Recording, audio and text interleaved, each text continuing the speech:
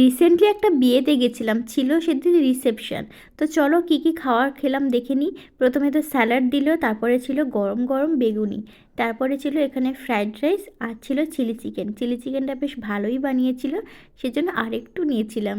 তো fried rice chilli chicken দিয়ে খাওয়ার পর ছিল ঝুরি আলু ভাজা বাদাম দিয়ে, যেটা বেশ ভালো লাগে। সাদা ভাত ছিল, আর ছিল ফুলকপির তরকারি, আর এখানে ছিল মুগের ডাল। ডাল আমি নেবই, সে যতই বিয়েবাড়ি হোক না কেন। তারপরে মাটন ছিল, কিন্তু মাটন নিইনি, নিয়েছিলাম চিকেন। তো আমি চিকেনটাই বেশি প্রেফার করি, তোমরা জানো যারা আমার ভিডিও দেখো। আর বিয়েবাড়ির খাওয়া দাওয়া মানে বেশ জমিয়েই খেয়েছি, আর বেশ ভালো হয়েছিল সব কটা রান্না। আর একটু চিকেনও নিয়ে নিলাম, আর একটু হাড্ডি দেখে নিলাম, কারণ এইসব খাবারে হাড্ডি ছাড়া ভালোই লাগে না। সলিড পিস আমার একদম ভালো লাগে না খেতে। তারপরে ছিল চাটনি, আর ছিল পাঁপড়, দই মিষ্টি। দই মিষ্টিটা আমি খাইনি। আর জোয়ান খেলাম লাস্টে, আর এনার সঙ্গে দেখা করে বাড়ি গেলাম।